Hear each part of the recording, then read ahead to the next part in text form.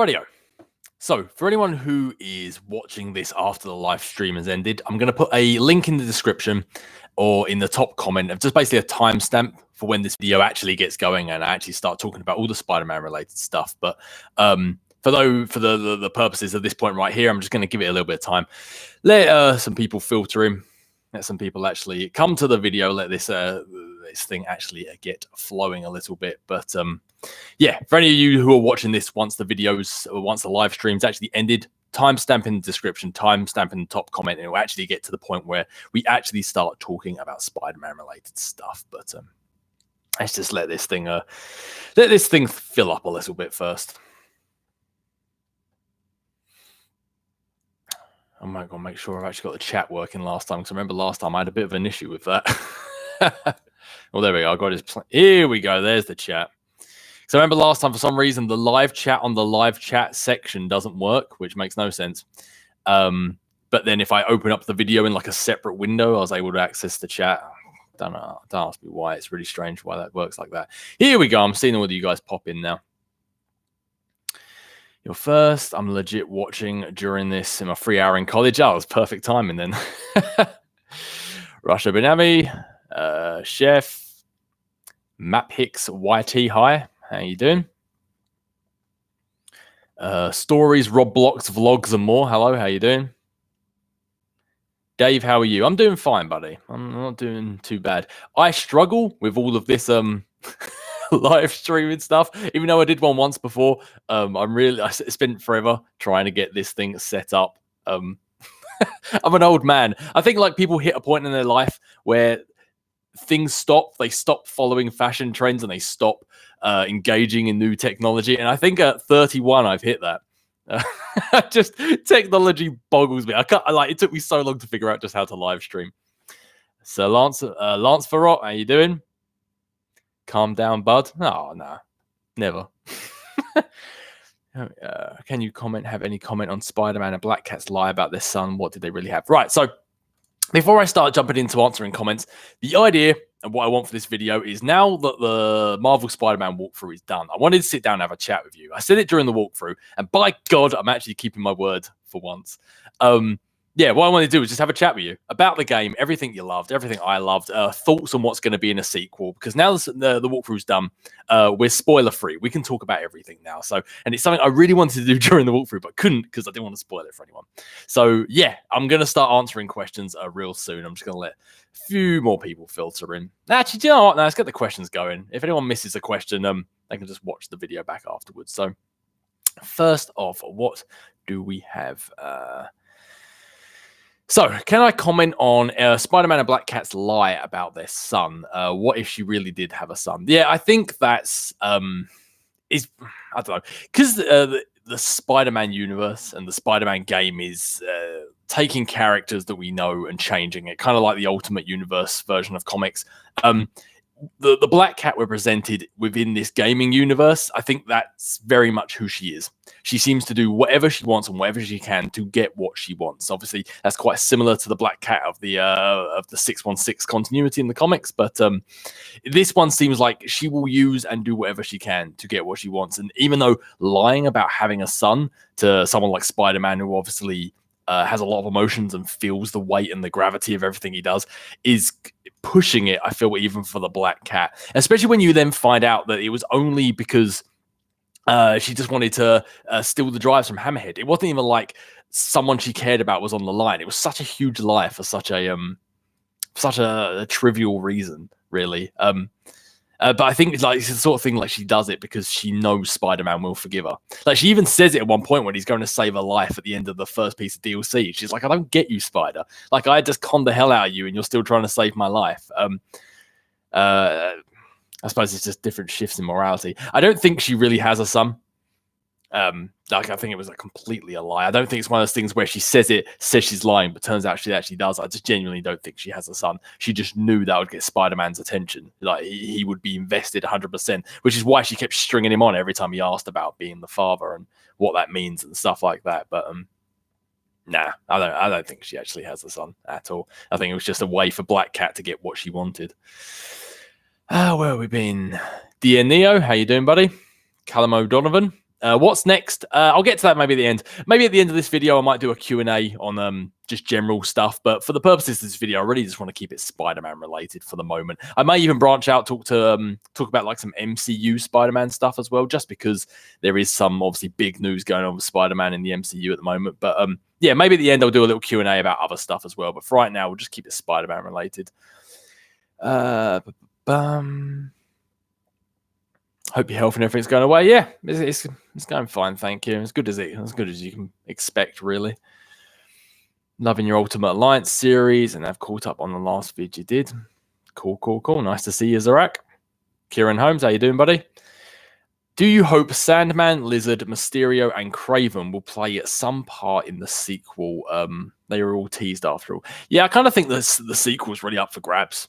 Anything could really happen in the sequel. There's a few things that I think we can almost, I won't say guarantee, but like we know that's coming, like Venom. We know some version of the symbiote is coming from like the post-credit scene, I guess you could say, with Harry Osborn in that test tube sort of thing. So we know some form of the symbiote is going. We know Doc Ock is still around, and he knows Spider-Man's identity. But yeah, when it comes to other Spider-Man villains, I think they're just gonna pull from a wealth of villains. They're gonna in this first game they're able to pull off a version of the Sinister Six. It's kind of no telling what they can do, because other Spider-Man films have, like in the movies, they've kind of I suppose it's not really fair because games have a lot longer runtime. Movies have like an hour and a half, 2 hours. This game had like 40 hours, 50 hours, God knows how many. 82 parts of my walkthrough, so each one 20 minutes, half hour long. So they had a long time, but they could pull off a long story like that. So yeah, I don't know. I have no. I think actually, I'll tell you what, the best thing to do, instead of trying to guess about who's going to be the next one, is I have a theory on how at least either the next game, or if it turns out to be a trilogy of games, how the story is going to go in total. So we left off with obviously that post-credit scene, that teaser scene of the symbiote with Harry Osborn. I reckon that's going to be an overarching story throughout the entire, assuming they're going to go for 3 games, because everything seems to be a trilogy these days. I reckon they're going to be going for like an overarching thing, and in the next game we're going to find out more about this. Maybe Spider-Man will even find out about Harry, but Venom won't actually be the big bad, won't be the big enemy until the 3rd game. That's a guess of mine. Or it might be the second one. Anyway, I've got a theory. It could go either way. My theory for what they're actually going to do kind of relates around the suits that Spider-Man had in this game, or more accurately, the suits that he didn't have in this game. There were some Spider-Man suits that are iconic in Spider-Man's history, but weren't in this game, and I think that's very telling for the sort of stories we're going to get in the future. For example, we didn't have Miles Morales' suit, because obviously Miles Morales is in the game, and we're going to get the Miles Morales Spider-Man. One of the other suits we didn't have in the game, which is one of my favorite Spider-Man suits, is the Superior Spider-Man suit, which is, for anyone who hasn't read the comics, is when Dr. Octopus takes over Spider-Man's body. And for like, I don't know how long it was in the comics, but in our world, it was like a year. Dr. Octopus was Spider-Man. Nobody knew it was Dr. Octopus in Spider-Man's body. And for like a year or so, he was Spider-Man. That is one of the coolest suits. It's like red, and it gets to about like a V shape there, and it's just black from the waist down with red feet. It's an amazing costume. And because it wasn't in this game, and the fact that Dr. Octopus knows Spider-Man's identity and survived the first game, I don't know. I feel like this is very telling that we're going to get a Superior Spider-Man, either in the second Spider-Man game or in the 3rd one. That's why I'm saying it could go either way. We could get Venom in the second one, Superior Spider-Man in the 3rd, or Venom in the 3rd, Superior Spider-Man in the 2nd, or hell, we might get both in the 2nd. They were able to pull off the Sinister Six in this game alone. We might actually get it together. But anyway, I think somehow from prison, Dr. Octopus is going to somehow, not necessarily the same way he did in the comics where he killed off Peter Parker, but he's going to somehow take over Spider-Man's body, and it's going to be left up to Miles Morales to have to stop Spider-Man. That's how I think the second game is going to go. I don't know the nitty-gritty of how it's all going to work out. I don't know where Venom and the symbiote's going to come into this. Maybe he will use the symbiote. I don't know. I mean, in this universe, they could create whatever they wanted to create. But I think that's how they're going to go. It's going to be Spider-Man training Miles Morales. And then almost like in there might be like a big bad, like a lizard or a Sandman, or maybe Taskmaster comes back, or who knows, Speedball. Screwball. I always keep calling her Speedball. Maybe Screwball might come back. But there's going to be a bad, sort of like a Martin Lee, like a Mr. Negative. When during the first and second act, it's about Spider-Man and Miles Morales taking down that big bad. Maybe that big bad could be Venom. And then in the third act, Dr. Octopus, sort of like in the first game, reveals his master plan, takes over Spider-Man's body, and then Miles Morales has to defeat Spider-Man, completely tarnishing Spider-Man's identity in the public, because he's quite well loved by the police and by the public in this game. So if he then went on a villainous streak and Miles Morales had to stop him, that would kill his reputation. But I don't know how they'd go about it, but that's my thought. It's just the fact that those suits weren't in the game made me think, why would they not use them unless they're planning to use them in the future? But anyway, these comments are flying through and I don't want to miss any, so I'm going to get back to reading some of these. Can I just say I really love your forehead? Thanks, I guess. You don't know how much stick I've had in my life about having a big head. It might not look too bad now, but when I was a kid, Jesus, it was this size just on a baby's body. Imagine that for a moment. Hey, Dave, do you think Spider-Man 2 PS4 will be about... Oh, that's what I just spoke about. Oh, look at that. Jumping ahead of the curve. Thank you for answering my question. I got to go to college. All right. Well, good luck with your studies. I'm glad you were able to jump in while you were able to. Zach Taft, what do you think his relationship with Iron Man and Spider-Man in the Spider-Man PS4 game? I don't think there is one. As far as we know in this Spider-Man world, the Avengers exist, but that's all we know. And I think they're on purposely leaving that quite vague because I don't know if they're able to use the Avengers or not, because obviously it is a Sony game. I know Sony has the Marvel, the movie rights to Spider-Man. I don't know how that works within the gaming world, because even though the game is created by Insomniac, but sort of like produced by Sony Interactive. And Sony Interactive, even though they're both Sony, they're not the same as the Sony movie people. They're like two separate things, obviously all under the Sony umbrella, but they're two completely separate things. So I think they purposely left that vague. They mentioned the Avengers, but that was as far as they took it, because I don't know how much. In the same way, before we got Spider-Man in the MCU, we didn't know how much they could really reference Spider-Man. And I think that goes vice versa. So if they are able to use any Avengers characters, they might develop on that in the future. But I think as far as it goes now, it's just going to be like when they mentioned Black Panther or Doctor Strange. It's just going to be hey, look, these other characters exist, but that's as far as it goes.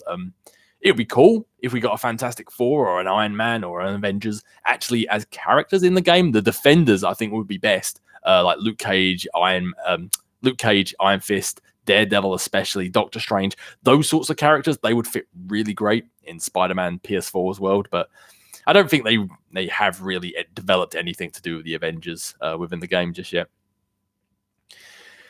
What else do we have? Just hope there won't be a Speedball in the game. Well, she probably will come back just to wind us up. To confirm that we Spider-Man film.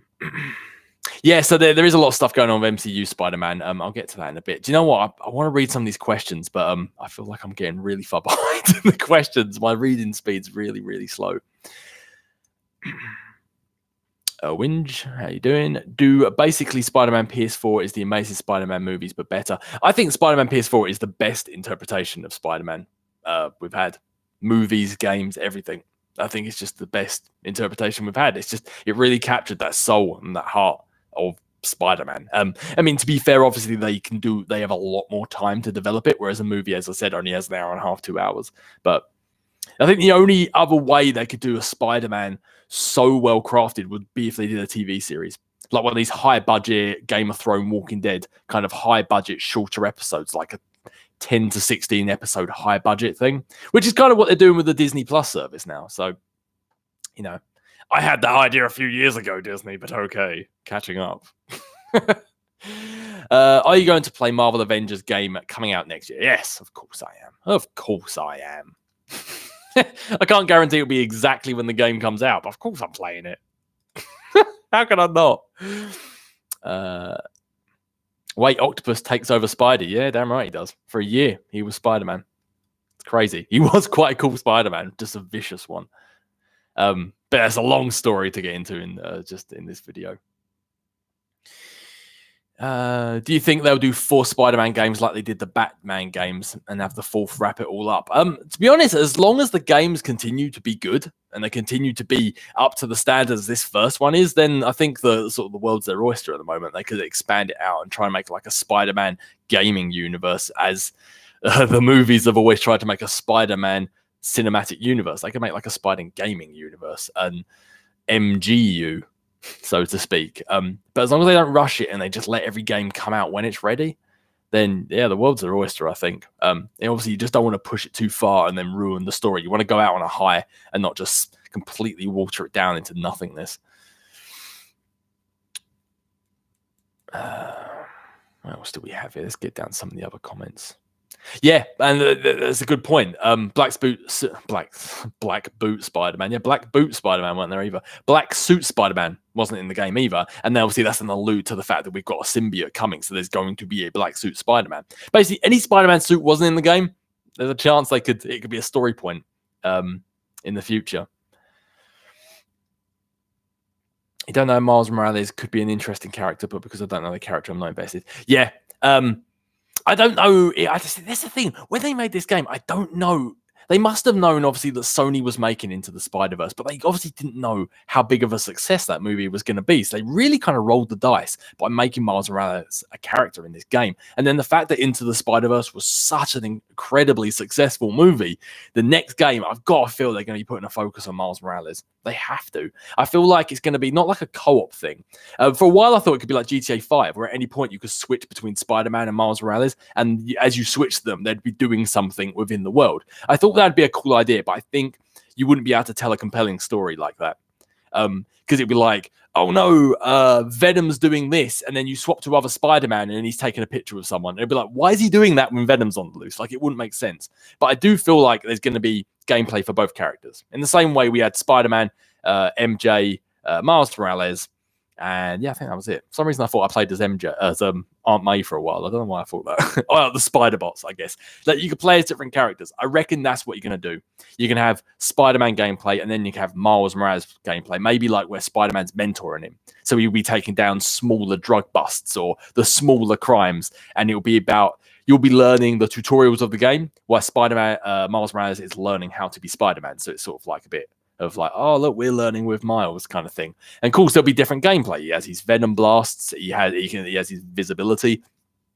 So and I'm sure he'll have different, maybe he'll have less gadgets, but he has actually abilities. So there'll be like different bits of gameplay. And then in the end, there'll be some bits that only Miles Morales can tackle. Maybe Spider-Man and Miles will try and infiltrate a building at the same time. And there'll be bits that only Spidey can do, and there'll be bits only Miles can do. And I don't know. I think it'll be cool. I definitely think they're going to put heavy emphasis on Miles and just have to sort of just give him a compelling reason to be each character. The only thing I hope we don't get lots of in the next one is MJ gameplay. Nothing against MJ. I really like the character of MJ in this game, how they've done her. I don't know, just a normal person running around that isn't what I signed up to play. I signed up to play Spider-Man. Do you think we'll see Gwen Stacy? I don't know. I don't see how they would bring her into this world. I've got to think. They don't actually mention her at all. They don't mention Gwen or Captain Stacy. So it could be, maybe. If this story sort of followed loosely to the comic book story, Gwen Stacy should already be dead, along with Captain Stacy. But they're not even mentioned in any records or any history or any of the bags we found on the wall. So it could be a future storyline, but because his relationship with MJ is so solid at this point, I don't see how they'd bring her in, unless they bring her in like Ultimate Universe Gwen Stacy, where she becomes almost like a sister figure to Spider-Man, and she lived with him in Aunt May's house. Obviously, they wouldn't do that, but it could be something like that. After her dad dies, Peter Parker takes her in, and it's almost like a brother-sister relationship instead, which was such a cool way of doing it, I thought. But hey, yeah. She hasn't been mentioned. That she's on the table. Anything could happen. Playing as both regular Spidey and Miles would be nice. Yeah, I definitely think so. It'd be just really cool dynamic. How you doing? I'm doing fine. Excali, how are you doing? Do you think he's going to wear the Venom symbiote? Yeah, he definitely will at some point. Oh my god! Oh Jesus! I'm so behind on these questions. Right, what I'm going to do is I'm going to skip down to the bottom of the questions, and if there's a question you've asked and I haven't answered, just ask it again. Because I'm getting so far behind in these questions, I'll be answering stuff from like half hour ago. Let's see, what else we got that's Spider-Man related? Maybe a father could replace Watanabe. Yeah, that's a good shout, actually. Captain Stacy could come in to sort of try and fix the police force after everything crazy that happened with Captain Watanabe. That could be a good way of it happening. And then he ends up dying. Spider-Man feels guilty. Maybe Miles and Gwen. Oh, that's it. That's it. That's how it could happen. Captain Stacy comes in to try and sort out the police force. There was the mole in the police force for Hammerhead's people. Watanabe went off the deep end. Loads of police got killed when the Sinister Six was invading. He has to try and fix the police force. He does a good job, doesn't trust Spidey. Eventually, they see eye to eye. Then he gets killed. Oh no, what a shame. It's awful. Gwen and Miles have the relationship instead of Spider-Man, instead of Peter Parker and Gwen. And it ends up being like the Into the Spider-Verse Spider-Gwen, Miles Morales kind of relationship. Not necessarily that the Gwen will get powers, or maybe she does, who knows. But it'll be Gwen and Miles that has a relationship instead. That's it. That's it. Yeah, I don't know if we'll get Spider-Gwen, because you don't want to chuck too many spider-related people in one game. Like, that's something that could be a slow burn. They could do that over a few games, maybe. But yeah, oh, that's a good idea. That's a good idea. I like that. But yeah, for anyone who's popped in and missed the start, I'm just going to be talking about Spider-Man stuff like for now. But when we get to the end of the video, I might do Q&A just on just general channel stuff and what games I'll be playing and stuff like that. But yeah. Hi, Dave. What is a few villains that aren't in Spider-Man PS4, and what are some that you want? Or that I don't want? I definitely don't want Screwball. Screwball can go to hell. I know they already used her to create those little gameplay things, but I don't know. The thing I loved about this Spider-Man game was the use of different villains. Like, I know they're iconic, but Dr. Octopus, Green Goblin, the Lizard, Sam, we know who they are. Let's get a Mr. Negative. Let's get a Wraith. Let's get, I don't know, like someone's naff like Vermin, or I don't know. Spider-Man has got such a huge rogues gallery. There are so many other enemies they could call on to, even if they're just silly ones that replace say like Shocker. There's that, what's that guy? It's not Boomerang.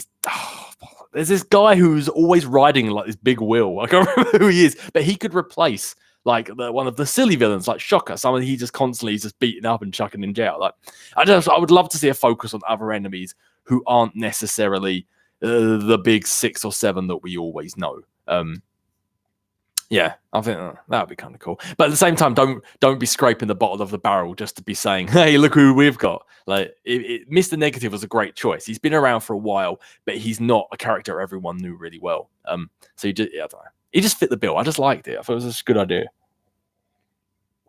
Mainly because when I was reading Spider-Man, Mr. Negative got introduced in the era that I was reading Spider-Man. So for me, he always feels like a new villain, even though I think he's been there for a good decade now. But he feels like a new villain to me. But yeah. Riding Land Big Wheel sounds like a hamster. Yeah, I can't remember his name, but he's a silly villain. I think he got beat by Squirrel Girl once.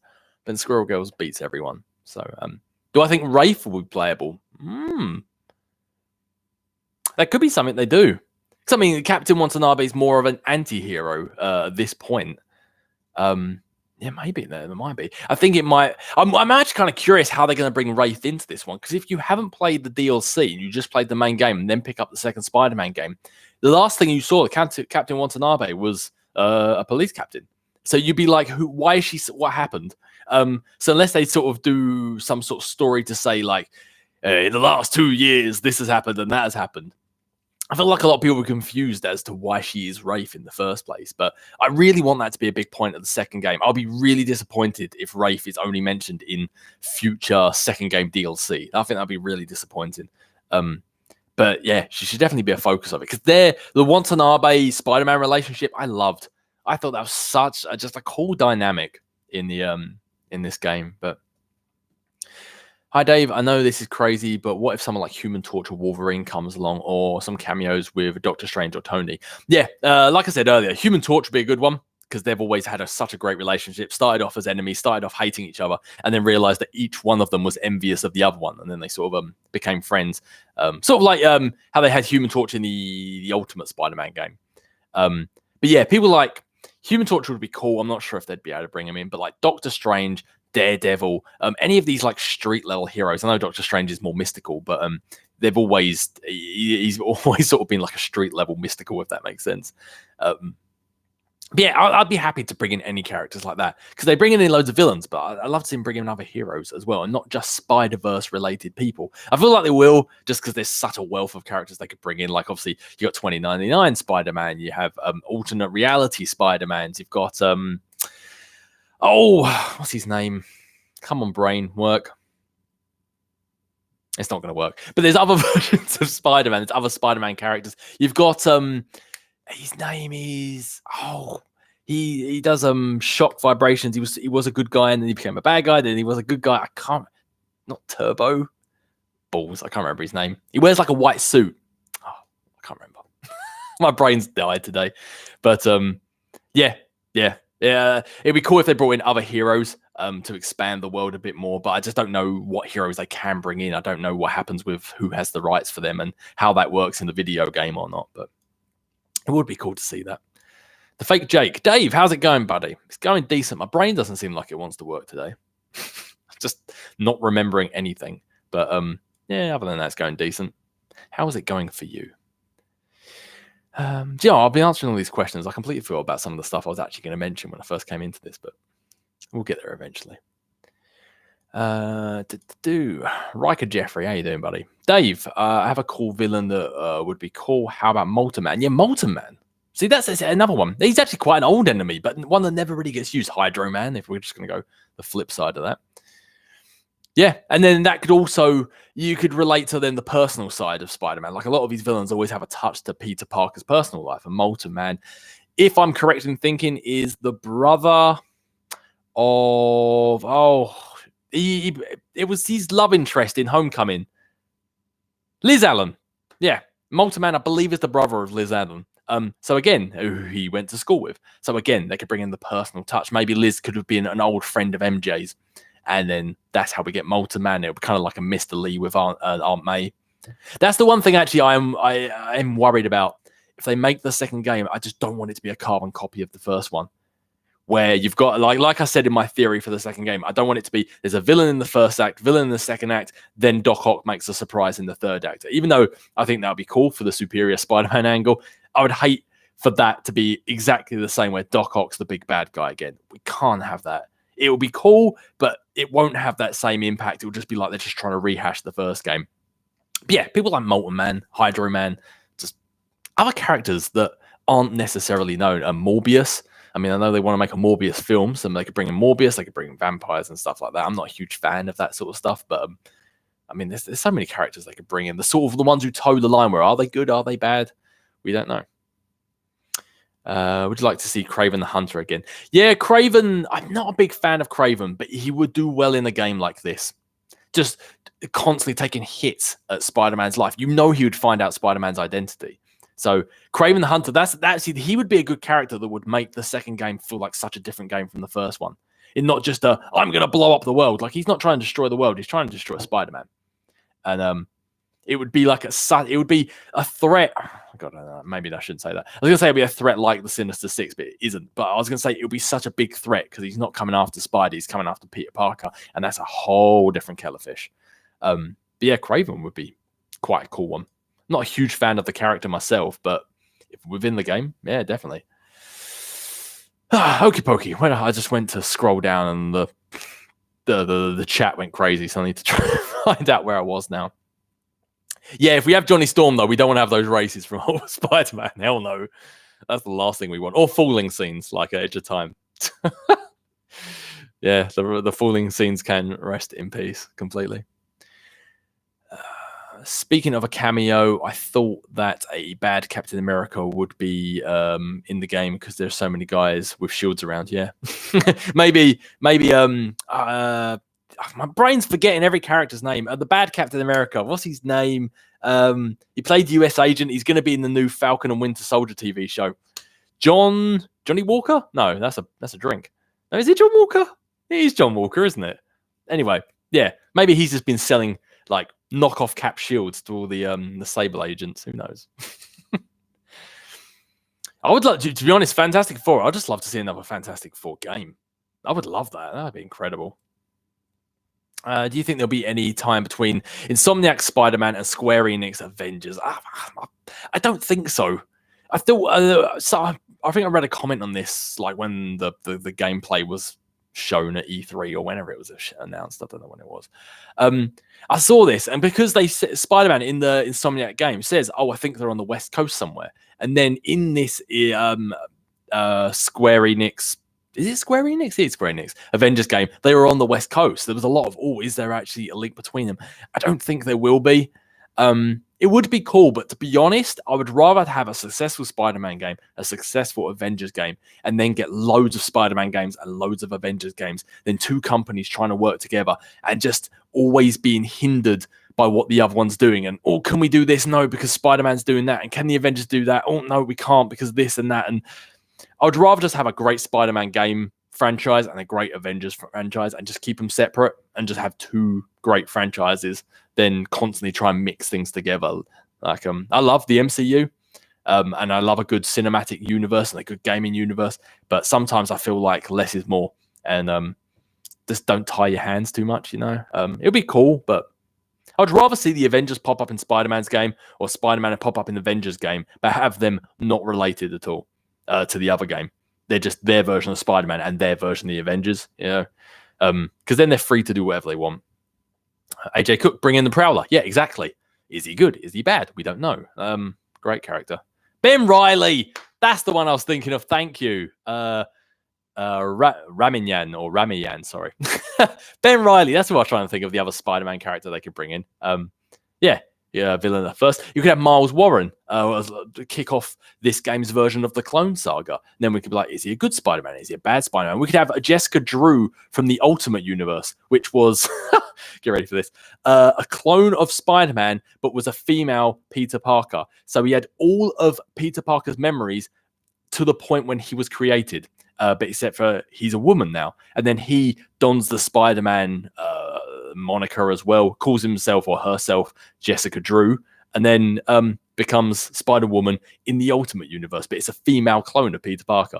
Like, I'm not sure they should necessarily go down that route, but there's so many other characters they could bring in without necessarily having to go to the Iron Mans, the Captain Americas, and stuff like that. Madame Web, exactly. So many characters. Mysterio, yeah, of course. Yeah, a team up between Mysterio and Mr. Negative. It would just be insane. The combos they'd make. I hope they rework some of the combat aspects. Oh, how so? Elaborate, please. I will get to the second part of that comment eventually. But yeah, I think they're saying actually, before I go off and read any more comments, that's actually something I want to do because I haven't actually spoke about the game other than answering comments. But yeah, the combat in this Spider-Man game was one of the reasons why in the very first part of part one, I said I wasn't that excited about this Spider-Man game. And then I played it and it blew my mind. It just blew me out of the water, all my expectations. It was because I was expecting this game to be like a hack and slash. Like if you play loads of other Spider-Man games I played, Shattered Dimensions, Edge of Time, trying to think were the Amazing Spider-Man games. They weren't, well, they kind of were. They're very much, you're punching and kicking, kind of similar to Ultimate Alliance 3, where you're doing attacks and it's just a big flurry of everything and enemies are getting knocked back. One of the things I loved about the Arkham games was how every punch and kick connected and you had to duck and dodge. And I didn't think Spider-Man was going to be like that. But when I got it and I realized, yeah, you're flying around, yeah, you're zipping around and web flipping everywhere. And it's a lot more aerial, high-paced kind of game. You are still connecting every punch and every kick and every gadget. And I love that. It's just little things like that, just completely, in my mind, I feel like when it's hack and slash, I know everyone has their own preference, but when it's like hack and slash, I get bored really quickly because I feel like really all I'm doing is just throwing colored lights at people when I'm just going, and then they're dead until their health's gone. When you're actually connecting punches and kicking, I don't know, it's just more satisfying. You actually feel like you've had an impact on that enemy. and a choice you made changed the outcome of the fight, not just webs, you know. I'm probably not explaining that very well, but yeah. Elaborate what you mean when you say about they need to rework some of the combat aspects. There's probably a few things that I didn't like, but it's actually been a good while since I played Spider-Man. Like I recorded that entire walkthrough before I uploaded the first episode, so I think the last time I actually played Spider-Man was like February or March or something. So my mind's kind of forgetting a little bit. But the first time I actually played Spider-Man, I had trouble with the combat because I was in the Arkham Knight mindset and I was trying to punch and kick and dodge on the ground. As soon as I realized staying in the air was key and moving and zipping around was key, it opened up a whole new world of how to take down the enemies. So you stay on the ground, you're dead in that game. You've just got to constantly keep moving. Rightio, I'm going to jump right down to the bottom of the comments again. Here we go. Make it less repetitive and make it easier to transition to different weapons rather than having to go in the weapon wheel every time you want to change, i.e. R2 and triangle for electric webs. Yeah, I see what you mean. I feel like maybe they brought up the wheel, one, to maybe give you a moment to breathe. So as you're picking your gadget, it gives you 5 seconds just to slow the combat down and think to yourself, okay, what do I want to do? I know I love that in Mass Effect where you brought up the power wheel. It gave me a moment just to take a breath and decide what I wanted to do. They did make it so you could, I can't remember, you had to double tap one of the buttons and it would make you switch back and forth between the last 2 gadgets you used. So if you had favorites, you can just quickly switch between the 2. But I feel like if they say, I suppose, R2 and triangle, and then you could do like R2 and square for different ones. I suppose you could, if you could assign what ones you wanted to those buttons, so it wasn't them telling you which ones to use. You're like, okay, square I want to be the impact webbing, and yeah, maybe. Yeah, they could have possibly done that. I imagine they must have played around with that idea in development, and maybe it was just too cumbersome. But maybe they just wanted to make it more streamlined. I mean, you've seen how I mess up my buttons playing Ultimate Alliance, and that's my characters are stead firmly on the floor. But then I guess everyone has different play styles. For me, I like the fact it slowed it down because it just if there's too much happening at one point, it overwhelms me, and I lose focus. Like, the amount of times I don't know if you really notice it in the game, because obviously by the time I was doing my walkthrough, I'd played it for quite a bit, so I'd sort of got the combat down a little bit. But there was sometimes where I'll just zip around in the air just so I could have a moment to myself to think, right, where do I need to go next? Who do I need to take down next? But other people, their brain can just click like that. So then having the action buttons would work a little bit better, I guess. But how do I feel about some of the lore changes? Love them. Absolutely love them. I think, I don't know if I mentioned this actually in the walkthrough itself, but when they just change aspects of a character story just for the sake of changing aspects to a character story, no, I think that's just silly. Just to go, look, all that's different. But it seems like all the changes they made in this were to suit the story. But they didn't just make Peter Parker, Doc Ock's protege for the sake of doing it. It was because it fit a narrative point. And there's loads of other I can't even think about how many other things. The fact that MJ and Peter had already had a relationship and split up, it fit the story. It fit their ongoing connection about being partners and being treated as an equal. It wasn't a change just for the sake of it. Those sort of changes to the plot and a history, I think, are great. It just creates such a rich story. The same for not all of the Ultimate Universe, but a lot of the Ultimate Universe. The fact, as I said, Gwen Stacy and Peter Parker were more like brother and sister. The one cool thing that I loved in the Ultimate Universe, at one point in Aunt May's house, you had Peter Parker, Gwen Stacy, Bobby Drake, Iceman, and Johnny Storm, Human Torch, all living in Aunt May's house because the Fantastic Four were no more. The X-Men were being hunted and they had to go into hiding, and they were all living in Aunt May's house as almost like a big foster family. I loved it. So good. Completely different from the original 616 lore, but such a cool little change. And it's because they had met and become friends, and then things had happened in the Fantastic Four comic arc and things had happened in the X-Men arc, and it just made sense. Like, where are we going to put these characters? Well, Peter's friends with them, he would take them in. And it just made sense. Had they just created a reason to chuck them all in the house, it would have been naff. And I feel like this game did that well. They've made changes for a reason, not just for the sake of it. And that's why a lot of stuff that isn't in the game, you'll see mentioned, but they don't talk specifics. Like Sandman, when you find the vial on top of Avengers Tower, he makes a joke about going, oh, should this really be left here? I've been too afraid to open it, blah, blah, blah, blah, blah. But he doesn't say how he caught Sandman and what Sandman was doing. And so that way, if they want to create a story about Sandman, they can. They haven't tied their hands by already explaining the story. But no, I love the changes. I love a good alternate universe. I love a different timeline story. I love all of that stuff. Alternate universe, time travel. Oh, it's my bread and butter. Love it. So, yeah, no, I think it was. I think they made some good choices. Again, as I say, it just needs to have a reason behind it. Dave, what was one character you think they didn't do justice in Spider-Man PS4? I personally didn't like how they handled Hammerhead. Yeah, my one concern with Hammerhead was how they turned him into a walking mech. Mainly the fact it was just his head on a robot body. I don't know how that was supposed to work. Like, how is he alive? That makes no sense. Like, there is a proportional amount of disbelief you have when you're playing as a character who can run up walls. But that was just a head on a robot. That doesn't exist. That's not. I don't know. It was a little far fetched for me. So yeah, Hammerhead was one of them. Characters I didn't like how they handled. I don't know, actually. There probably is one, but it's just slipping my mind. No, I don't think there is one. Hammerhead, as you said, it's probably just because you've said it, but I thought that was a bit weird how they did Hammerhead. I think maybe some characters could have had more. I was going to say more of a spotlight, but no, maybe the fact they didn't. Like a Tombstone. I loved how they did that with Tombstone, and they are so setting him up to have a role in the second one. He even says as much, like looking forward to the next time. I don't think there was really.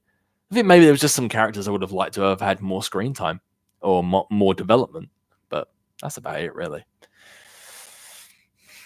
Okie pokey. So, Oscar Olsen, what do you think Harry will be in the second game? Green Goblin or Venom? I think maybe Goblin, but maybe a combo.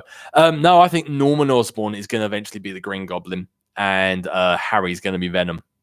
That's at least maybe if he isn't Venom, he's at least going to be wearing the symbiote. I mean, it's already on his body. We saw that as a part of the thing. Unless Spider-Man, Peter Parker goes to save him, and then the symbiote attaches itself to Spider-Man instead. So then Harry is never actually Venom. He was just the holder of the symbiote. Spider-Man finds out what's happened to him. Maybe Norman Osborn, Green Goblin, becomes the enemy of the second game. And then when Spider-Man is fighting him and attacking him and blah, blah, blah, blah, blah, finds out that Harry is in this tube in his lab, tries to save him, and then that's how the symbiote gets on him. Maybe that's how it goes down. But yeah, if anyone's going to be the Goblin, it's going to be Norman. And then Harry's probably got the symbiote on him as well. Rightio. The fake Jake about Skyrim. Yeah, I'll answer that a little bit later when we get to the end of this thing. How long have I actually been going for now? Actually, I don't know. Jesus, 45 minutes. Blimey, time flies when you're talking about Spidey, I tell you. Rightio.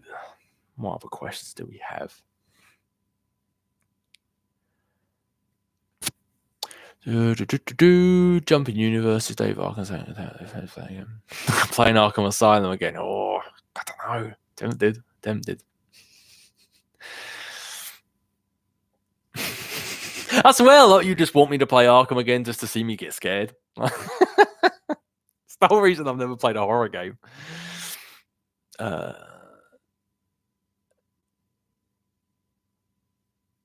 All right. So did they did a similar thing in the Ultimate Spider-Man TV show then as well, where everyone moves into Aunt May's house? Do you know there was a portion back when I was a lot more real where I actually watched quite a bit of Ultimate Spider-Man. I've said for years it was a naff show, but I was so ill, it was just on, so I watched it. Shows how sick I must be if I was watching it. Oh, sorry, DNE, have you been asking a question I keep missing? Let me scroll up. Where was it? I still can't see it. A black suit Miles. And then Spidey has to stop him and team up. Plot twist. Yeah. See, we know how they like to sort of subvert what we think is going to happen and then flip it on us. So maybe that's the case. Maybe Miles ends up with the black suit instead. And maybe like Miles gets it and feels like it's an upgrade, feels like he hasn't been performing as Spidey. He's not living up to the expectations that Peter Parker has put before him, because you already know that he idolizes Spider-Man. So he's never going to think he's living up. He gets this black suit, he feels more powerful, and then he ends up going too far. And then Spider-Man has to take him down. And then again, Spider-Man has seen someone he loves and cares about rise too far and take it too far. And then he has to stop them, and then we'll feel guilty. Could be. You never know. Could be.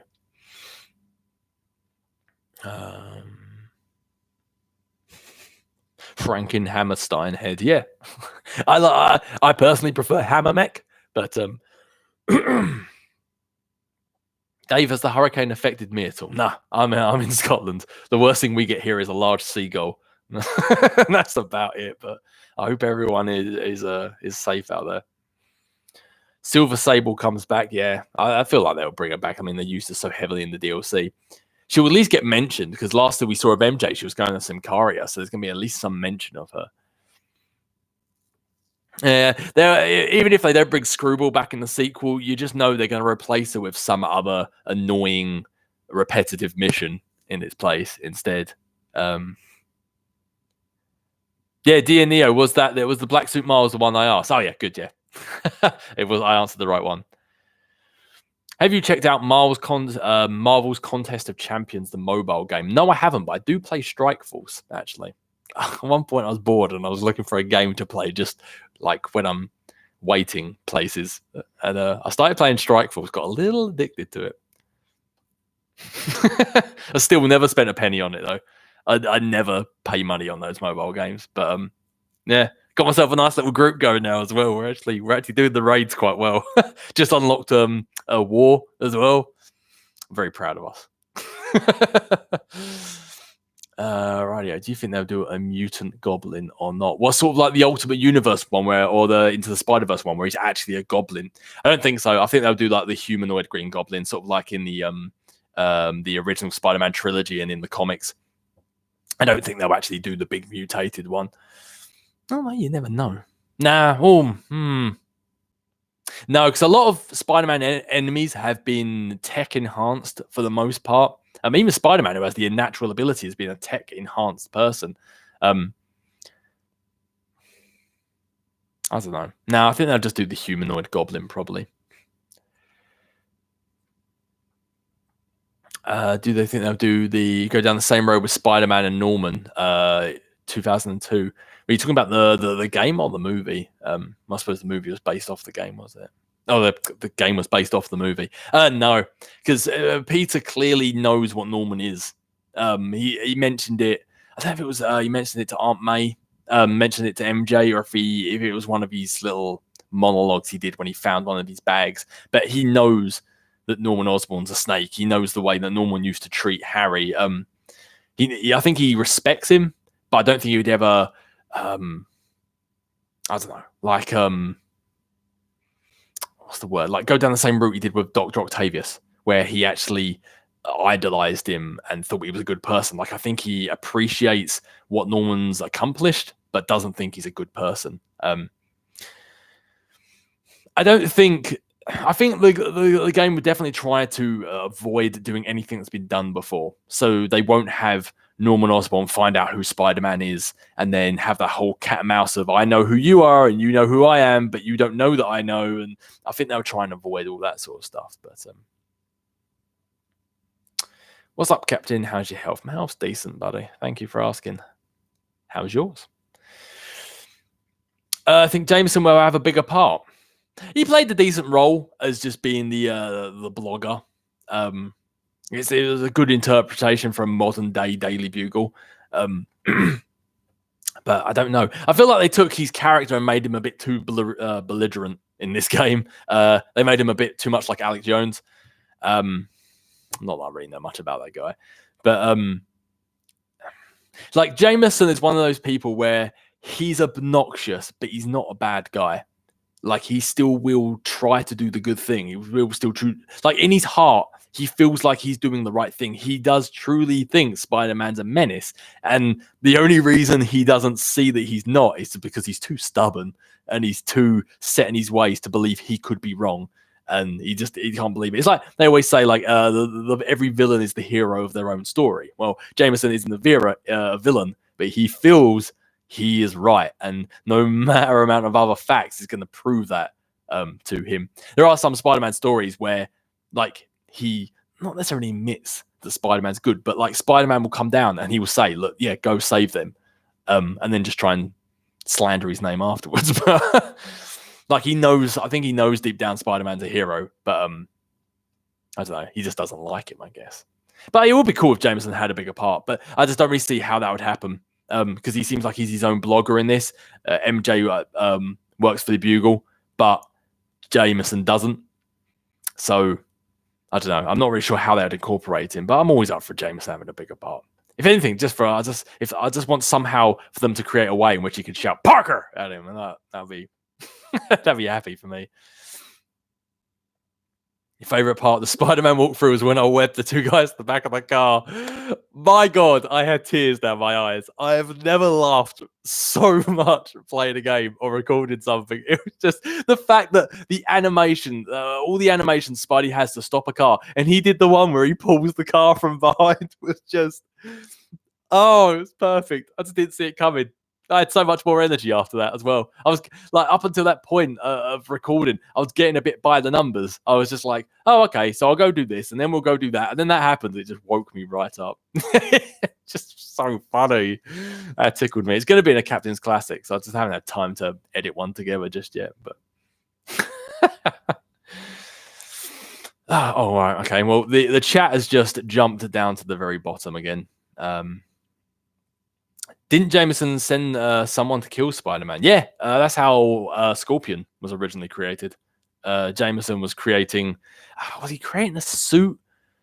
I think he was with Alistair Smythe, I think it was. And they created the Spider Slayers as like an army to try and stop Spider-Man. And then, lo and behold, Alistair Smythe turned out to be evil. Which comes back to bite Jameson in the arse like many, many, many years later in a very big way. But yeah, I'm pretty certain that's how Scorpion was originally created. Like, there's even one of his podcasts, he even mentions it in this game as well. It's like when he created Scorpion, he didn't know it was the psychopath Matt Gargan that was going to be controlling it. Where was we? Dave, have you seen Spider-Man Far From Home? If so, what were your thoughts? Oh... God, I don't know if I want to get into that just yet. Everyone I spoke to says they really, really, really loved it. I kind of just felt meh about the whole thing. And that's coming from someone who thinks Spider-Man can do no wrong. But I was just very meh about it after I saw it. I had no desire to go see it a second time. It was just... It wasn't a bad film. It was a decent film, but... I don't know. I don't know what it was. Everyone keeps talking about how it was a good film and it was a really great way of doing a Spider-Man villain. And I just thought there was so many. I was waiting for it to go, oh, here we go. And I just felt like it never did. I know there's that big fight scene in London, but I don't know. There was just something about it just didn't grip me at all. I just found so many things silly about it. The fact that he keeps just telling everyone his secret identity baffles me. The fact that Tony Stark made him these glasses and handed it down to him when, like, he could have given it to, say, Rhodey or someone who's a bit more responsible, not a teenager. The fact he would hand over this gift, and I know, like, he didn't want to have the burden and the responsibility of Iron Man and Tony Stark, and everyone was looking to him for it, and he's still clearly grieving and he didn't want all this responsibility. But I don't know, spoilers, I guess. Sorry, I should have said that at the start. But the fact that he I'm gonna give everyone a little moment who hasn't seen it just to move. I've just seen a comment saying that he hasn't seen it, so everyone who hasn't seen it, I would just mute it for a few seconds because I'm about to say a spoiler in 3, 2, 1. But the fact that he gives those goggles to Mysterio what? Like, you've just met this guy. I know he says he's a hero and he's done heroic things, but what? I know you don't want all this pressure on you, but Jesus, put them in a box, open them in a month. Like, I don't know. There was a few things I just, and as you said, like the ending was your favorite part. Like that, it was cool, but God, I hope they have a plan for that. I hope they already know where they're going with that. Otherwise, if it's just a shock value for the sake of shock value, then I don't know. Unless they're just trying to do away with the whole secret identity thing, but that's kind of what makes Spider-Man Spider-Man. We learned that the hard way with Civil War. Not the film Civil War, the comic Civil War. But I don't know. I'll try and get back to Marvel Spider-Man.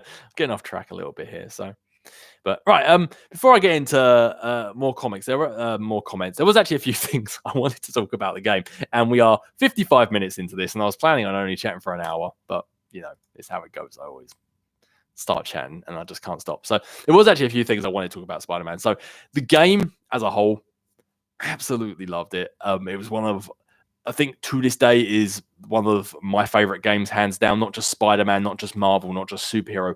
One of my favorite games. It's one of the games I can see myself just going back and restarting just because I just want to get sucked into that world. The character building in particular, I think will stand out. One of the things that makes me get bored of a game the most is when I just don't care about the characters. The best example I could use of this, and it's a really sort of out there kind of game compared to what we're talking about, but it was Dead Island. I tried playing Dead Island on my own. I tried playing Dead Island with friends. I did not care one iota about the story, the characters, or what was going on. And I think I got like an hour and a half, 2 hours into the game, and I just stopped playing. I was so bored. Spider-Man, complete opposite of that. Every character felt like a character that actually lived in that world. You met MJ, you met Aunt May, you met Mr. Lee, you met Dr. Octavius, and it wasn't just like this is the first iteration of this character. It was like you met them and you felt like they had lived in this world and this was just the first time we'd seen them. Like if you met someone in the street, there's someone who's had a life, have thoughts and feelings, and have lived a life, and you've just met them. That's what it felt like when you met every character in this game. Like they actually were a part of this world. And I think that was helped not just by the information you find about them and just the rich story building and the history they've given to each character, but was just evident in the city itself, where you would land in the street and it wasn't just copy paste. The pedestrians probably look the same over and over and again, but you'd find some sections where they're playing music, or there'll be street art, or there'll be homeless people, or the city felt alive. It wasn't just look, there's that same hot dog stand over and over and over and over again. Like a lot of the older Spider-Man games, it was probably because of a limitation at the time, but it was all about web swinging. But you ever landed on the floor and it was just so bland and nothing. With this, you land on the floor in a Spider-Man game and there is the city of New York, which is how it should be. It shouldn't just all be top of the buildings, because there should be an actual world that you're swinging over. And I think that helped to create the fact that you were living in this living, breathing world. Like almost like you felt like if you landed on the ground, you might bump into one of these characters that you're meeting throughout the story. I think if the combat was outstanding, the gadgets were outstanding, the voice acting was outstanding, the costumes were outstanding, but they hadn't built this rich world, the rest of it would have all fell flat. Like it's sort of like the pillars of what makes a good story. And in gameplay, I guess you have to add an extra pillar, but you could have a great story and a great this, but then if the gameplay was really bad, eventually it would turn you off because it would just be such a hassle to get through it all.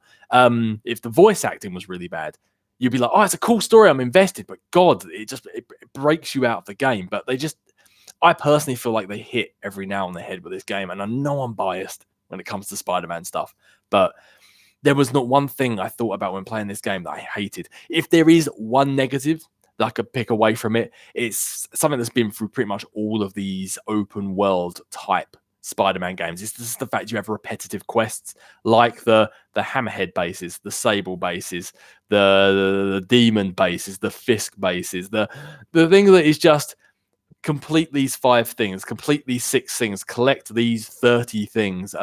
That's my one negative that I think I'll take away from the game. But even then, they try to make them interesting. Every time you got a backpack, you got a little bit of information on a character. Every time you, I don't know, activated a crime tower, you had more things you could do within the game. I don't know. It's kind of hard to explain it, but that's my only negative, is the fact that it was just it was the same quest. They just painted it with a different color. But that's give and take. You don't have to do those side missions. All they really do is get you more challenge tokens to upgrade your character and stuff like that. You don't have to do them to a certain point. The main story, you can tell, is where all the love and the care went into. It was just, I don't know. I don't think there's another word I can really use to describe it, unless I keep saying the word game again, like I did at the end of the walkthrough. It was just, I don't know. I just loved it.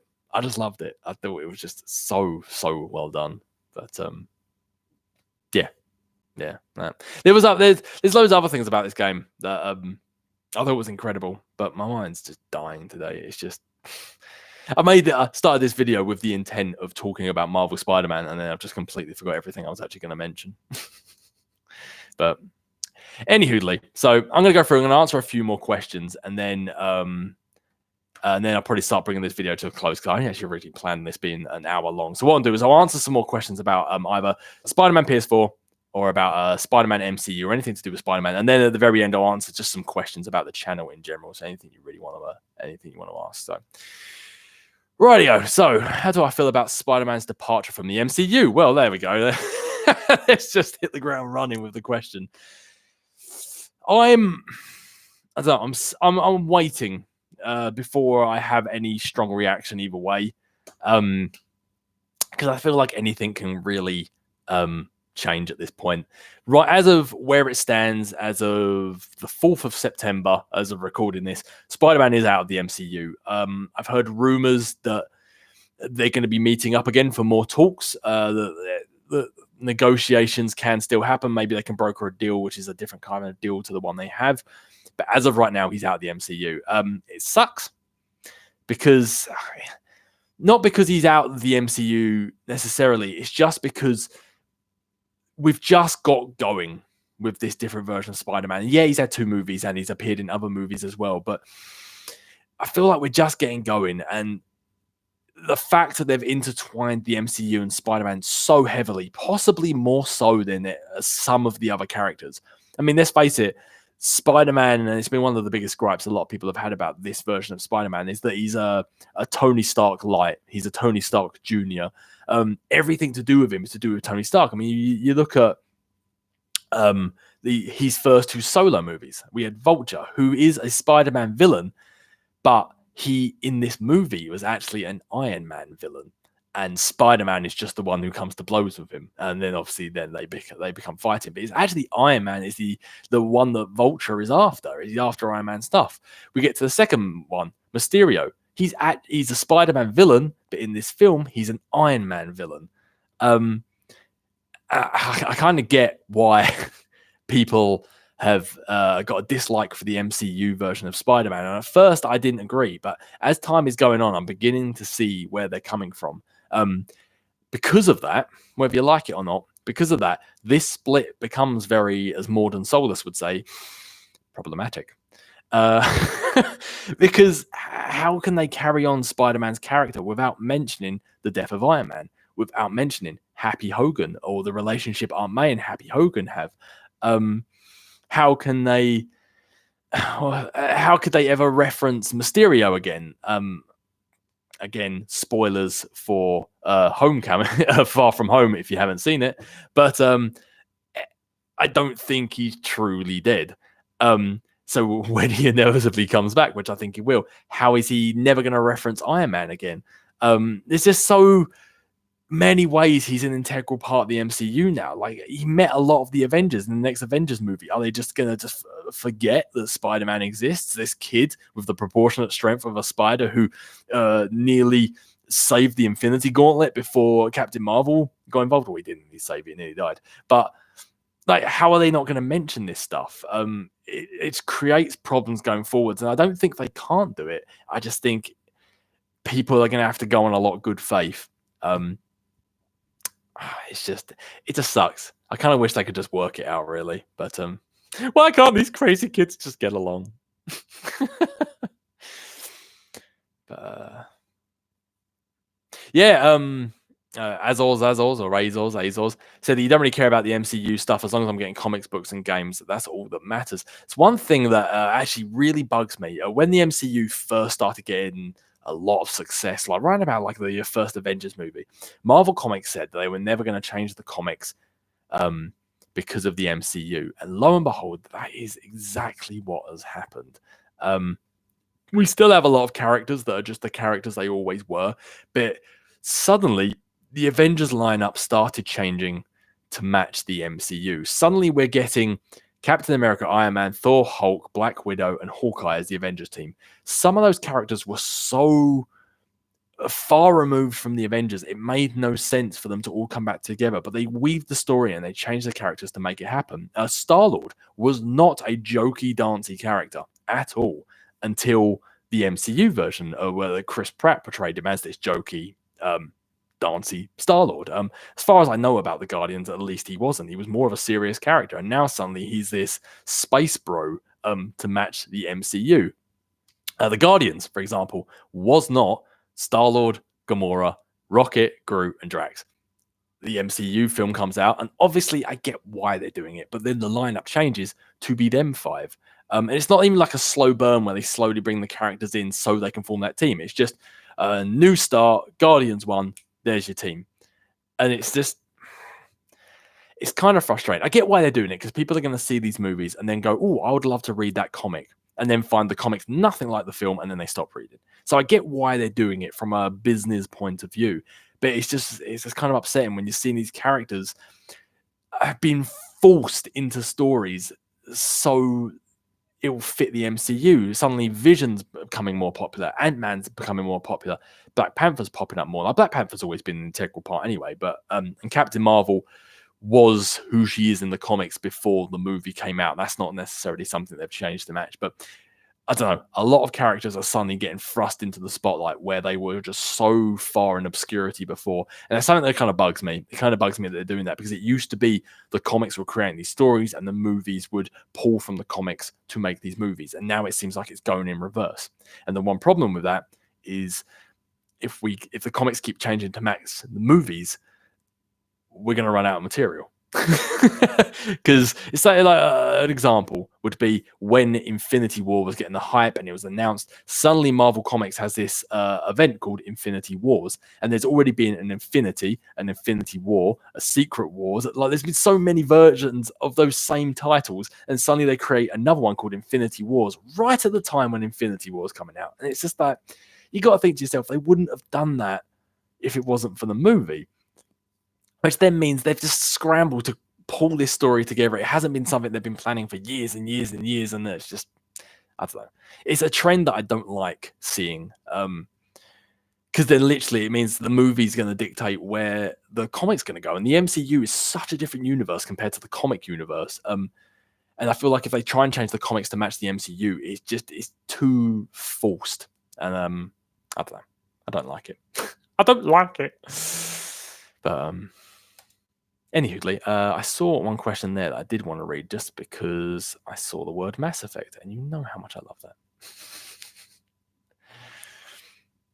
that. Insomniac Games got the best one going, yeah. Will I ever play Mass Effect Andromeda? No, very unlikely, I'm afraid. Do you know what I'll do is because this thing is going on for quite a while now, I think what I'll do is I'll just answer some questions about anything you want to ask me, anything to do with the channel, anything to do with the future and stuff like that, and then I'll begin to wrap this thing up. So Mass Effect Andromeda, no, probably not going to play it. Very unlikely unless I have a change of heart. You know I'd love to. You know how much I was excited for that game, but it just let me down. And unless I just bust through the main story and ignored all side quests, I've got no interest in playing it. I know I'll just get bored. That's a damn shame. Damn shame. But yeah, it's how it is, I'm afraid.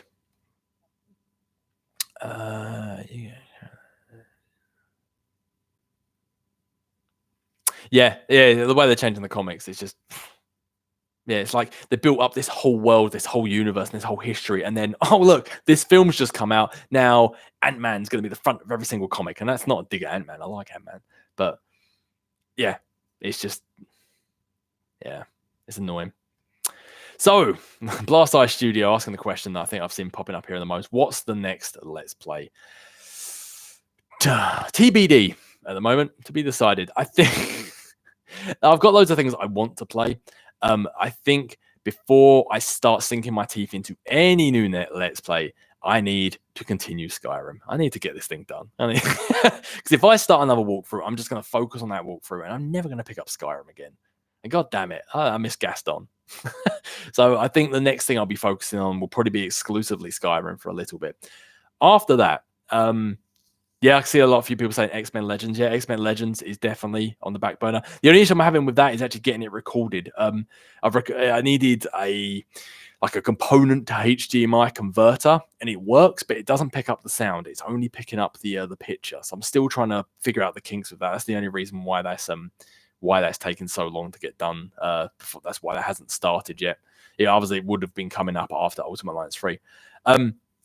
So yeah, Skyrim will be the thing I'll be focusing on next. With regards to other walkthroughs, what I'm going to be happening is going to be something I mentioned in one of my last Captain's Quarters, which I need to do another Captain's Quarters. It's been well over a month since my last one, actually. I need to work on that. What I'm going to do is, with my work and with private life and stuff like that, I don't have the time to just have episode after episode after episode. I just don't. I don't know how these people who upload like 3 or 4 videos a day do it. I honestly don't. I just don't have the time. With having Spider-Man and Ultimate Alliance going at the same time, you might not have noticed it, but it's been killing me. I'm literally finishing work, dashing home, editing and uploading as quick as I can, and then I don't have time to edit the one for the next day because I've got other stuff I need to do. Joys of being an adult, I guess. So what I'm going to be doing is I'm going to be focusing on Skyrim next. There's probably going to be a little bit of a break because obviously Spider-Man's finished. Ultimate Alliance only has 2 more videos, and then that's done as well. And I'll probably do another Q&A like this for Ultimate Alliance when that finishes. But then after that, I'm probably going to be taking a little bit of a break. There won't be any videos for a little while. Not gone. I'm not dead. I'm not disappearing. It's literally just I'm going to take some time. I'm going to start working, getting some Skyrim recorded, and then when I have a decent enough of Skyrim done and ready to go, I'll start uploading that again. Same sort of thing will be happening with any future walkthrough I do, X-Men Legends or any other sort of game I plan to play in the future. I'll probably take a break, take a bit of time, try and get a load recorded, and then start again uploading. Stuff like Spider-Man, for example, there is no way I would have had that every other day for as long as I did if I was recording that on the spot. I just don't have the time, unfortunately. So what I'll plan to do is, as I said in that episode of the Captain's Quarters, I'll do it like seasons of a TV show. So I'll get a walkthrough halfway done, or at least all the way done, somewhere around that, and then start uploading it. So there will be breaks in between my walkthroughs. I can't say how long, whether it'll be a couple of weeks, a couple of months, I don't know. But I just don't have the time, unfortunately, to make video as I used to before. So yeah, probably when Ultimate Alliance 3 finishes, I'll probably jump back in that every time a new piece of DLC comes out. We've got the, Moon Knight, Punisher, Blade, and who am I forgetting? There's a 4th character I'm forgetting. Morbius. That's the next piece of DLC for Ultimate Alliance 3. I already have the season pass for it, so I'll be getting all of them. When they come out, I'll probably do a couple more videos playing that. But other than that, I'll probably be taking a little bit of a break and just trying to get some Skyrim recorded for you guys. And then after that, hopefully X-Men Legends, if I can get the recording to work properly. It's a big if. Yeah. That's the plan going forwards. Obviously, the Avengers game doesn't come out till May next year, so that's a long way away.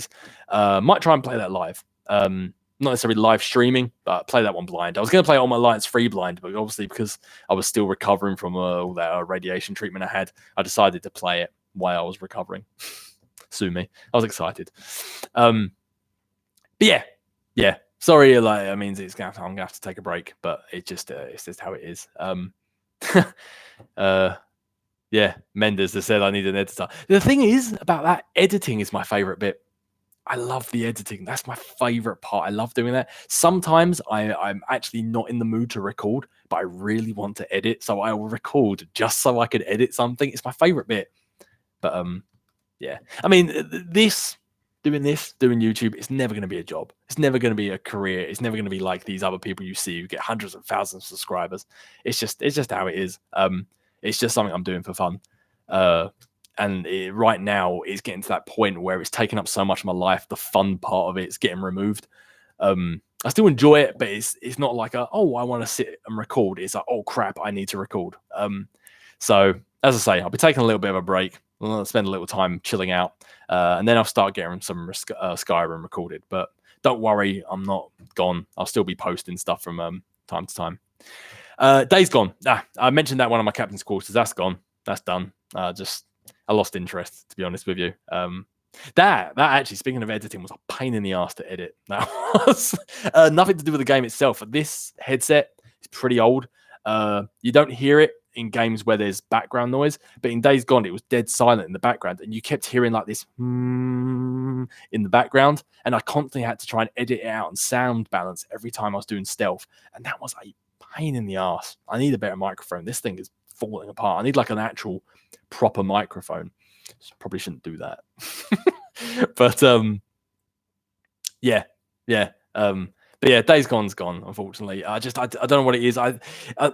The first 3 recording sessions I did, I then ended up, because I started working, I then had a huge break from recording anything. You probably didn't notice it on the channel because obviously Spider-Man was all good to go and ready, but there was like a month where I did nothing to do with YouTube because work was just kicking my ass.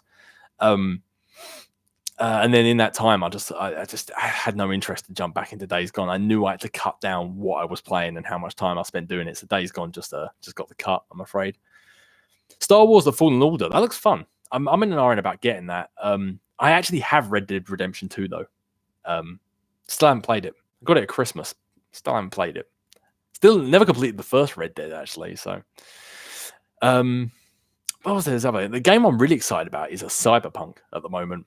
I'm just at the point where I'm about to finish playing Witcher 3. I've been playing that for like a year. So it's how little time I have to myself. I'm only just getting to the point where I'm finishing that game. Just completed the Hearthstone DLC, and I've still got to do Blood and Wine. Just started Blood and Wine. But yeah, Witcher 3 is like an amazing game. Such a good game. So long, but so much love put into it. Like that's how you make a long game. But yeah, so the creators of Cyberpunk, I'm pretty excited about that. Although it means we're going to get loads more hammer mechs because it's all about cyber augmentations and stuff like that. But your health is more important. Yeah, cheers, buddy. It's not necessarily my health. I mean, that's always a problem for me. But that's not necessarily more. It's just more about having time to yourself. It's literally work, edit, work, record, and like, yeah, got to spend time with the people you love and all that sort of stuff as well. I mean, you've got an incredibly beautiful and amazing woman in your life. You've got to spend time with her. And I'm whispering because she's outside the door. You're playing Witcher 3 yourself. Yeah, it's a good game. It's such a good game. The first time I played it, I had to stop playing it. I couldn't get into it. And then about a month or two later, I restarted the game again, sort of knowing a bit of the mechanics. And then I really got into it. Yeah, such a great game. I find I do that a lot of a game. It's quite often why I haven't done blind walkthroughs and stuff like that. Because I find when I first start playing a game, I find it really hard to get into a game. I'm a real slow learner with stuff like that. Once I get something, I get it and I have it down and I know what I'm doing. But when I'm learning it, man, it takes me forever. Like you go back and watch some of the Days Gone stuff. There was one bit where literally across the screen it said listening on their conversation, and I was like, "What am I supposed to do?" Just because I'm so focused on what I was doing, I just missed everything around me. But Sohan, hey, how you doing? No, I'm afraid I'm about to wrap this thing up, but I'm glad you got in there when you did. But yeah, the rest of Telltale Batman. Yeah, see that's something else on the back burner. I think, is it just season 2 or was there a season 3? I don't know about that. There was also like I'm in an iron about maybe playing the Injustice games as well. I know I said back in the day I'd never play them, but tastes change, opinions change. I'm in an iron about it, but what do I do for work? If you don't mind me asking, I'm a postman, delivering the post to the nation. Well, not the nation, but yeah, but simple enough job. Finished quite early. It's just yeah, you're walking a lot, and obviously with my health that knocks the crap out of me, but. God of War gaming series. Probably, I don't know, probably not. I've heard the 4th one is supposed to be incredible, but I think I watched someone play like the first two or the second and the third one or something like that. But nah, it's just looks like a good game, but I don't know. I don't know. I'm one of those people that literally just buys like 1 or 2 games a year. Like the only games I'm looking forward to coming up are Pokemon, Cyberpunk, the new Avengers game. I don't know. That's about it, really. Honestly, that's it. Any other game just doesn't appeal to me. I'm definitely gonna have to wrap this up because my mother is calling me. But there was something I was actually about to say. Do I have any trouble with dogs? Sometimes, yeah. It's the stereotypes very much alive. Dave the Postman, I can see that. You need those spider powers to zip around delivering letters. Oh, wouldn't that make life so much easier? So much easier. I would just take the ability to not get wet would be nice, to be honest. Getting soaked on a daily basis. If there's something, it is an amazing game. It's story based. Yeah, it's these story based games that just get me. I mean, that's why I like the first Mass Effect game. I mean, gameplay wise, it's not the best, but the story was just amazing. But the games I'm looking forward to is the Spider-Man sequel, Avengers, the new Final Fantasy remake. I've never actually played Final Fantasy, but something I have been playing recently is Zelda Breath of the Wild. That's a fun little game. I know nothing about Zelda, but it's a fun little game. But anyway, I'm going to wrap this thing up. It's gone on for way, way longer than I planned, but these sort of things always do. I was actually going to spend this whole thing just talking about things that I loved about Spider-Man PS4 and then just answer the odd question, but it's been a bit more of a Spider-Man Q&A, it's turned out to be. But Red Dead Redemption 2 is an incredible story-based game. Yeah, that's what I've heard. I actually have a friend I was at college with who worked on Red Dead Redemption 2, which I'm sure he's very, very, very happy about. But favorite game of all time? You mustn't have been here very long. Mass Effect 2 in particular, but the Mass Effect trilogy, just love it, absolutely love it. I don't know, I might have to play them again at some point. I'm feeling the itch. I really am. I really want to start playing them again, but I don't know. To be honest, I was talking about like other Let's Plays and stuff like that. I feel like going forwards, I might do more Let's Play type stuff instead of walkthroughs. Instead of playing the game and going, right, this is what you got to do and this is what you got to do. I might just do more Let's Play type stuff and just mess around and die a lot and have a laugh. It's the way I sort of see it going forwards, to be honest. Maybe more live streaming. I say stuff like this and it never happens. Things change, you know. Booked by is Pokemon, yeah. Definitely a good game. Yeah, Mass Effect 2. It's just the best one. It's the best one. It's so good. But right, anyway, I'm going to have to wrap this up as I'm just going to sit and chat with you guys forever and ever and ever. But yeah, if I fail over and over again, at least we'll get some more Captain's Classics. I mean, there's that. But right, so I'm going to wrap this one up. Yeah, going forwards, I think we've only got 2 more Ultimate Alliance 3 videos, and then that's done as well. So the weekend, what I'll probably try and do another one of these Q&As, talking about Ultimate Alliance 3 instead.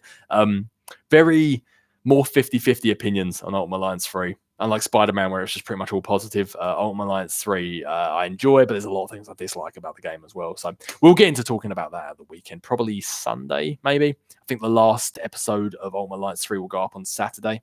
So maybe Sunday we'll do another Q&A like this. It'll be a good time. But yeah, catch you later, guys. Yeah, it's been fun hanging out. I always say I need to do more of these, but time flies. It really does. That's probably why my mum's calling me. I probably haven't spoken to her for ages. Yeah, I'll probably do another one of these on Saturday. We'll talk about some Ultimate Alliance 3. So yeah, once that is all done, there's going to be a bit of a break on this channel. I'll probably try and get some more Captain's Quarters done. I need to get one of those done. And any DLC that comes out from Ultimate Alliance 3, I'll be doing that. And maybe if just anything tickles my fancy, I might just start playing something. Who knows? But the next thing I'm definitely going to be working on is going to be Skyrim. We need to get that game done. No way Gaston's getting banished to the ether like Fallout New Vegas and Telltale Walking Dead and Days Gone. No way. He's not joining them. There's no way. It's just not happening. But anyway, yeah, with that, I'll catch you guys later.